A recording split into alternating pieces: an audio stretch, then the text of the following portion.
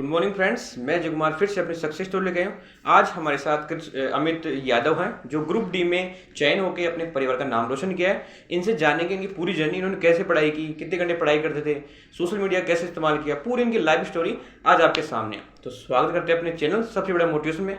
स्वागत है आपका। तो सबसे पहले आपका जो शुरुआती परिचय है वो बता दीजिए एक बार दर्शकों को। सर जी, मेरा नाम देखो अमित कुमार यादव है। मैं जोधपुरा का निवासी हूँ, टाकाटा ग्राम में, और चौमू तहसील में रहता हूँ। और यहीं पे मेरा जन्म हुआ, जन्म स्थान मेरा यही है, यहाँ से मेरी जननी स्टार्ट होती है। हाँ, तो सर आपका जो शुरुआती एजुकेशन का करियर है वो बता दीजिए एक बार हमारे दर्शकों देखो, को। एजुकेशन करियर की बात करें तो शुरुआत में जैसे 8th क्लास मेरी बोर्ड थी, तो 8th क्लास में मेरी बोर्ड की परसेंटेज 68 या 70 के लगभग, कंफर्म नहीं है, 68 थी शायद, 68 परसेंटेज थी। उसके बाद में जैसे तैसे आगे बढ़े, 10th क्लास आई, 10th क्लास में मेरी परसेंटेज 46 परसेंटेज हुई।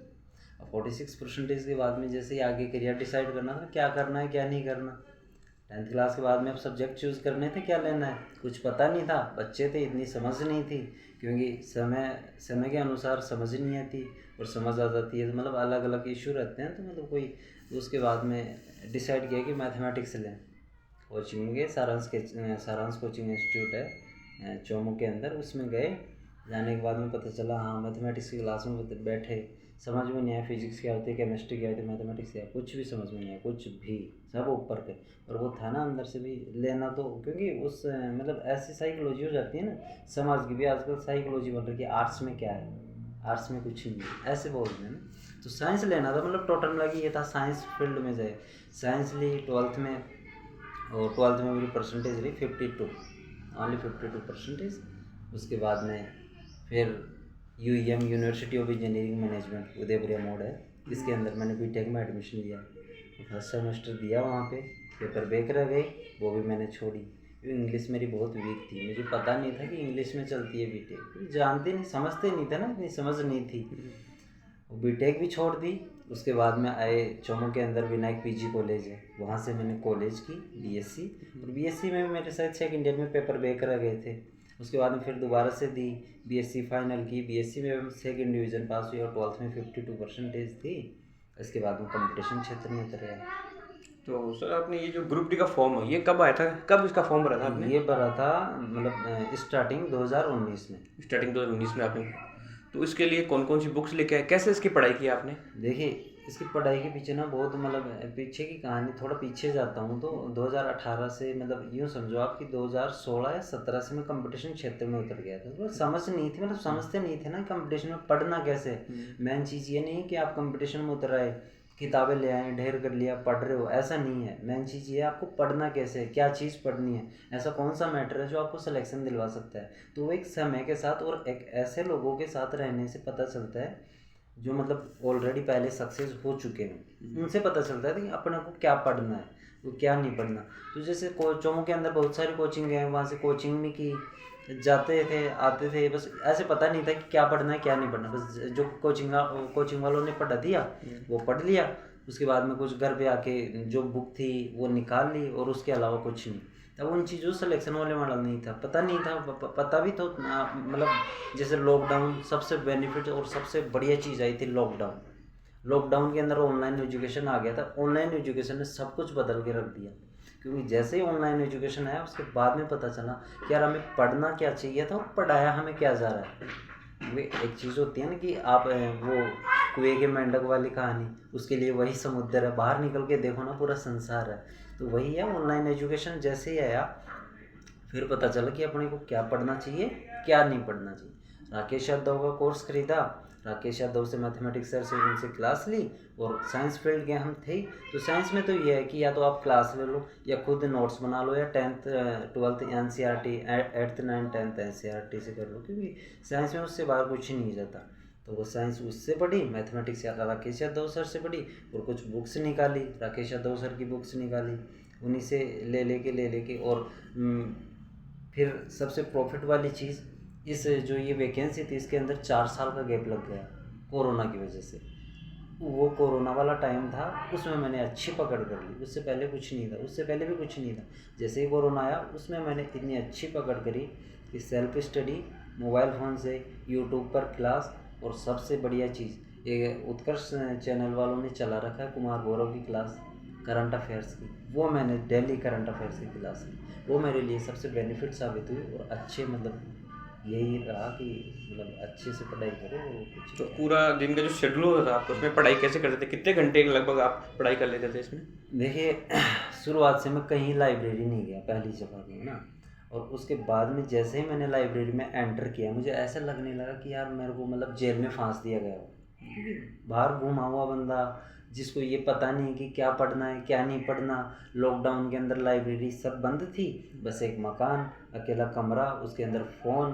तो उसी समय बस जैसे सुबह उठे, शायद कुमार गौरव सर 6 बजे से क्लास लेते थे, 6 बजे लगते हैं उनकी 6 बजे से क्लास लेते थे, तो 6 से शायद 7:30 बजे तक उनकी क्लास चलती थी, वो क्लास ले लेते थे।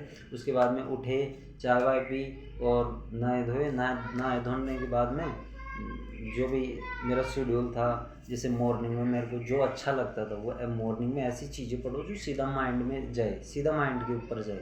जैसे मैथमेटिक्स तो आप बोरिंग टाइम में भी निकाल सकते हो, दोपहर के टाइम में भी, जिससे आपको नींद नहीं है। बाकी सुबह से जो याद करने लायक चीज़ें थी वो सुबह पढ़ो, और उसके बाद में मैथमेटिक्स। और फिर जैसे जैसे टाइम मिलता था वैसे ऐसे लगातार नहीं पढ़ता था मैं कि 6 घंटे मैंने कंटिन्यू पढ़ लिया, नहीं, ये मेरे से नहीं पढ़ा ना, तो मेरे से ऐसा होता है ना, मैं ऐसे पढ़ा 2 घंटे एक चीज़ पढ़ ली, उसके बाद में फिर थोड़ा रेस्ट देके 2 घंटे एक चीज़ पढ़ो ऐसे कि वो सीधा दिमाग के अंदर जाए, मतलब आउटसाइड में नहीं जाए। तो ये मेरा थोड़ा ये था। तो सर आप ये बताइए, जैसे जब आपका नंबर आया तो आप किसने बताया कि आपका नंबर आ गया? उस दिन परिवार का माहौल कैसा था? आप कितने खुश थे? उस दिन के बारे में बताइए कि आपका नंबर कब आया था? देखिए अब इस नंबर वाले की बात करता हूँ मैं, तो इसमें ये है मेन चीज़ तो कि जिस दिन मैं एग्ज़ाम देने गया था ना, मेरी हार्ट बीट इतनी हाई हो रही थी, बीपी इतनी हाई हो रखी थी कि मतलब मेरे को टैबलेट लेनी पड़ी थी बीपी डाउन करने की, क्योंकि मतलब हो जाता है ना। अब बिना, जैसे मैं पहले भी एग्ज़ाम में बैठा था, बिना तैयारी में एग्ज़ाम में बैठा था, मेरे को कुछ भी प्रॉब्लम नहीं हुई, लेकिन पहली दफ़ा ऐसा हो रहा था कि मैं तैयारी करके और फिर एग्ज़ाम में बैठा था, तो इसलिए मेरी हार्ट बीट बहुत ज़्यादा हो रही थी। जब आप तैयारी करके एग्ज़ाम में बैठोगे तब आपकी हार्ट बीट ऑटोमेटिक ज़्यादा होगी। तो जैसे ही एग्ज़ाम से वापस बाहर आए तो मेरे को पता चल गया था कि हाँ मेरा श्योर हो जाएगा, क्योंकि मेरी मेहनत पे मेरे को पूरा का पूरा विश्वास था, क्योंकि मैंने मेहनत ही इस कदर की थी। रातों को भी मैं जागा था, बहुत रातें मैंने जगाई हैं, तो मेहनत इस कदर की थी कि मुझे पता था कि हाँ हो जाएगा। बस थोड़ा सा होता है ना कि हार्ट बीट, घबराहट, वो चीज़ें नहीं। जैसे एग्ज़ाम दे के आए पता चल गया हाँ हो जाएगा, जहाँ तक था हो जाएगा, चलो ठीक है। उसके बाद में एग्ज़ाम रिज़ल्ट का वेट किया कि रिज़ल्ट डेली यूट्यूब चेक करते थे, और फालतू के कामों में हम देखते मतलब इतना इंटरेस्ट नहीं लेता था। बस यूट्यूब खोला, देखा रेलवे के अपडेट कुछ है क्या या नहीं है, यूट्यूब चेक करते थे, पता चला कि हाँ रिज़ल्ट आ गया, रिज़ल्ट चेक किया, नंबर आ गया। मतलब यूँ समझो आप कि आंसू तो मतलब क्या क्या बताऊँ मैं आपको, जो मतलब दुनिया वालों ने, समाज वालों ने जो ताने दे रखे थे ना, उनके मुंह के ऊपर ये छोटा सा तमाशा था। अभी तो आगे और भी जाना है, पर एक छोटा सा तमाशा था। जो बोलते थे ना कुछ नहीं कर सकते, वो देख लो कर दिया हमने, तो ये था। और सर आप जैसे आपका जो फैमिली है, आपका परिवार का सपोर्ट कैसा रहा आपके प्रति? देखो फैमिली के सपोर्ट की बात करूँ तो एक लिमिटेड टाइम होता है जहाँ तक आपका परिवार आपको सपोर्ट देता है, बहुत ज़बरदस्त तरीके से सपोर्ट देते हैं, लेकिन एक लिमिटेड टाइम, एक समय रेखा के बाद में आपका परिवार आपका सपोर्ट देना बंद कर देता है।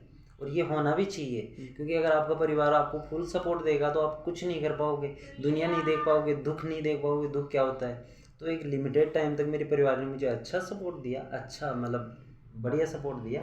उसके बाद में धीरे धीरे जैसे होता है ना, मतलब कि आप जैसे मान लो कि एक मतलब घर पर रहो, आप 24 घंटे घर पर रहो और 1 महीना घर पर रहो, 24 × 30, तो आपको मतलब घर वालों की नज़र में भी तो आप वैसे ही आ जाओगे ना। तो घर वालों भी ऐसे सोचेंगे कि यार इतना बड़ा कर दिया, अब कुछ करना तो है ही ना, तो अब क्या करें। कंपटीशन क्षेत्र में आए, एग्ज़ाम नहीं लग रही थी, घर वालों से परेशान। घर वालों ने वैसे सपोर्ट अच्छा किया, लेकिन एक लिमिटेड टाइम के बाद में मुझे थोड़ा, हाँ उन्होंने मेरे साथ अच्छा भी किया, भाई थोड़ा सा मेरे को दुख दिया, वो अच्छा भी है, क्योंकि उससे मेरे को पता चला कि क्या है क्या नहीं है।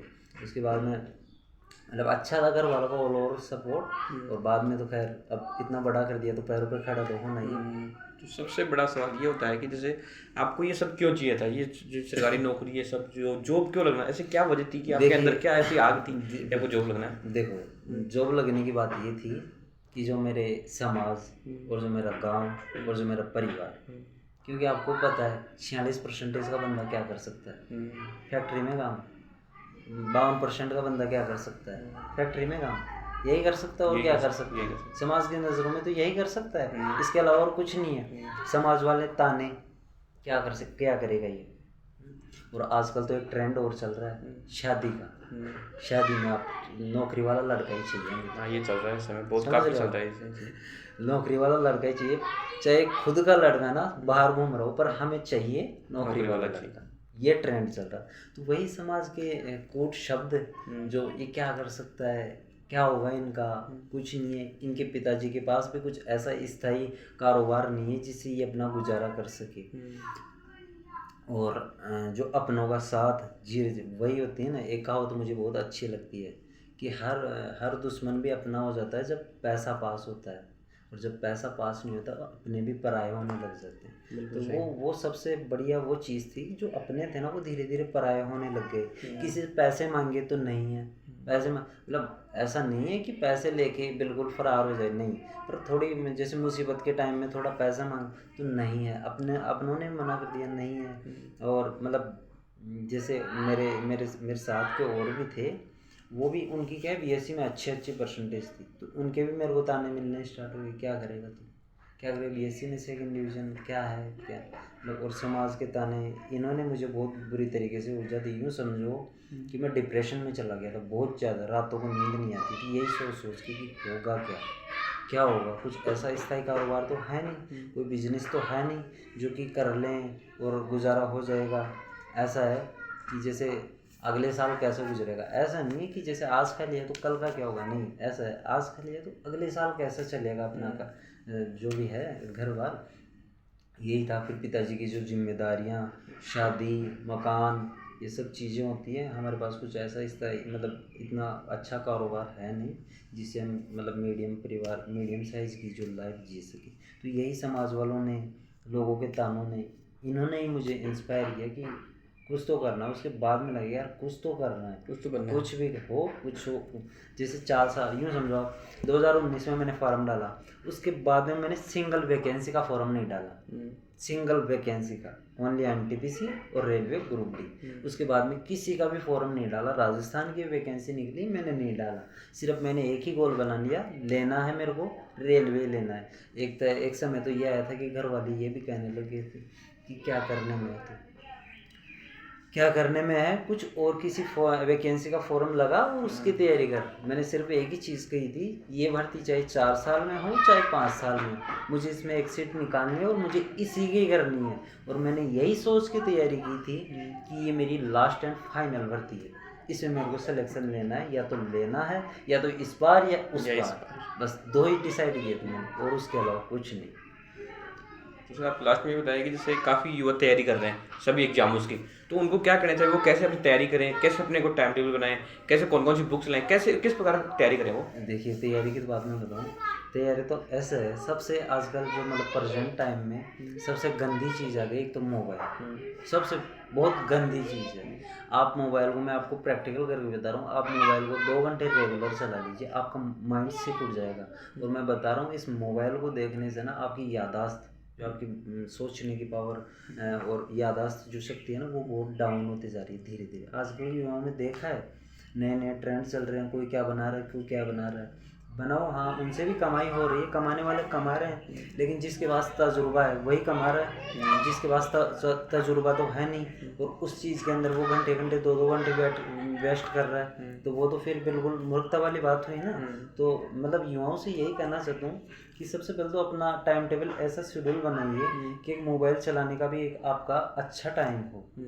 आप देखो, ऐसा नहीं है कि आप कुछ नहीं, मोबाइल को बिल्कुल दूर ही रख दो, देखो, देखना भी चाहिए, अच्छी चीज़ें देखो, बिल्कुल मतलब जो आध्यात्मिक चीज़ें जिनसे आपको कुछ सीखने को मिले हैं, वो चीज़ें से देखो ना। जैसे आईएएस के वीडियो, आईएएस के इंटरव्यूज़ देखो ना, उनकी जो जननी मतलब वो कैसे आए हैं, मतलब मीडियम साइज़ के, मतलब लोअर परिवार से उठ के फिर अपर परिवार की तरफ आए, तो उनकी तरफ देखो। तो यही है कि ऐसा कंटेंट पढ़ो। यूट्यूब पे भी ऐसा कंटेंट उपलब्ध है कि बच्चे कुछ भी कर सकते हैं, बिना पैसे में भी आराम से कर सकते हैं। तो देखो यही कहना चाहता हूँ, मतलब जो भी करना हो आपको, जो भी कर रहे हो वो यूट्यूब के ऊपर, जैसे कुमार गौरव की क्लास रही, अवध ओझा सर रहे उनकी क्लास रही, खान सर की क्लास रही, अच्छी अच्छी चीज़ें देखो, अच्छा पढ़ो, अच्छा कंटेंट बनाओ। ज़रूरी नहीं है कि आप मतलब बुक्स का ढेर कर लो लाके, ये ज़रूरी नहीं है, कतई ज़रूरी नहीं है। आप बुक्स का ढेर करने से सिलेक्शन कभी नहीं होगा, ये मेरे पास लिखवा लो, कभी भी नहीं होगा। सिलेक्शन तभी होगा जब आप एक कंटेंट पढ़ोगे, एक कंटेंट, ऐसा कंटेंट। और ये मैं बता रहा हूँ, अगर आपको जैसे मैं, मेरे को तो क्या है, 4 साल का गैप मिल गया बीच में, ठीक है, पर मैं आपको ये बता रहा हूँ, आप दिन रात मेहनत करके और एक ही गोल सेट करके अगर आप 1-2 साल तैयारी कर ली ना, तो आपको साल भर बाद में ये पता चलने लग जाएगा कि मेरे को पढ़ना क्या है, क्या पढ़ना है मेरे को, मैं क्या पढ़ रहा हूँ, क्या मुझे पढ़ाया जा रहा है। और ऑनलाइन एजुकेशन तो आजकल बहुत अच्छा सिस्टम आ गया, ऑनलाइन एजुकेशन लो, ऑनलाइन एजुकेशन से तैयारी करो, अच्छा सब कुछ अच्छा होगा। ऑनलाइन एजुकेशन में बेस्ट मानता हूँ, कोचिंग ऑफलाइन कोचिंग से अच्छा मानता हूँ मैं ऑनलाइन एजुकेशन, सबसे बेस्ट चीज़ है। और बेस्ट से बेस्ट चीज़ आज मतलब बिल्कुल लोअर प्राइस में आप बेस्ट से बेस्ट चीज़ खरीद सकते हो। किताबों का ढेर करने की ज़रूरत है नहीं, कुछ लिमिटेड किताबें ले आओ। जैसे गगन प्रताप का कोर्स ले लो तो गगन सर की किताब ले आओ, राकेश सर का कोर्स ले लो राकेश सर की किताब ले आओ, और साइंस के। और हाँ सबसे मेन चीज़, किसी भी भर्ती के अंदर, किसी भी वैकेंसी के अंदर सिलेक्शन लेने के लिए सबसे ज़रूरी है उसके प्रीवियस ईयर क्वेश्चन पेपर, सबसे बेस्ट है उसके प्रीवियस ईयर क्वेश्चन पेपर।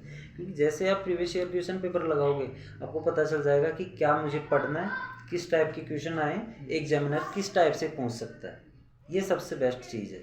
और मोबाइल फ़ोन ये सब, इनसे मैं थोड़ा दूर, मेरा मतलब इतना लगाव नहीं है।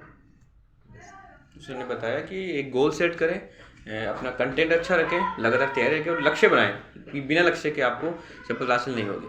और सर कोई लास्ट कोई लाइन, सुविचार, कोई दोहा, कोई इंग्लिश में, किसी में भी आप कह सकते हो। सुविचार मुझे कुमार गौरव सर का एक लाइन याद है, हाँ, मुझे बहुत हमेशा, मुझे वो चीज़ एक दिन लग गई थी, मुझे वो चीज़ हमेशा याद है कि छोड़ दिया था जिन्होंने मुझे बुरा वक्त देखकर, छोड़ दिया था जिन्होंने मुझे मेरा बुरा वक्त देखकर, कसम खाता हूँ ऐसा भी वक्त लाऊंगा कि मिलना पड़ेगा उन्हें मुझसे मेरा वक्त लेकर।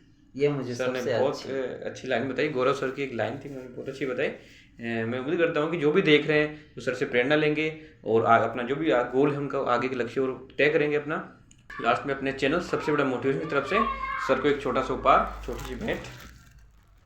और मैं सर को फिर से धन्यवाद देता हूँ कि वो अमूल्य समय निकाल कर अपने को दिए। इनका जो भी आगे का सपना हो, गोल हो, चेन्नई में जहाँ भी ये ड्यूटी कर रहे हैं अच्छे निभाए और इनका जो जीवन है वो मंगलकारी रहे। धन्यवाद।